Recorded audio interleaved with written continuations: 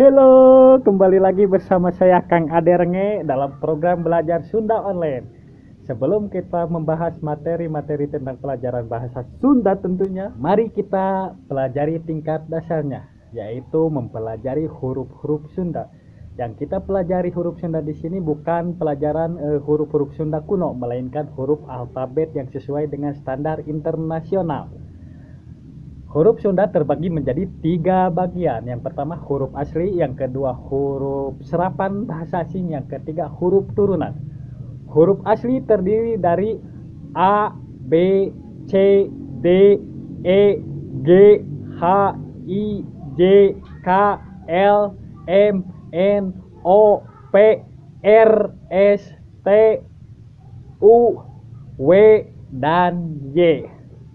Huruf serapan asing terdiri dari F, K, V, X, dan Z. Ada 5, F, K, V, X, dan Z. Huruf turunan terdiri ada 3, yaitu huruf turunan huruf E. E terbagi menjadi 3 bagian, E teleng, E pepet, dan E pendei. Contoh E teleng, teras, nekat. Contoh E pepet adalah pertama, kedua, kesehatan, kelima.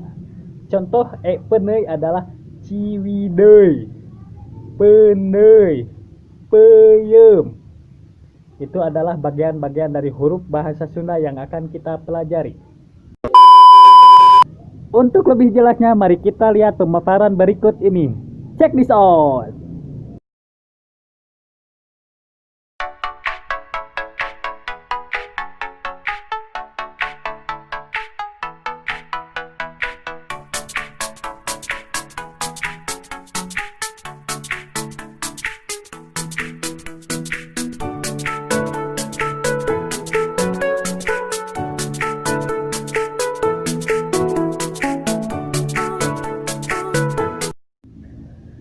Itu dia pemaparan tentang huruf-huruf alfabet dalam bahasa Sunda. Saya rasa materi tadi cukup sebagai mukodimah. Nantikan materi-materi selanjutnya. Bye bye, sampurasun.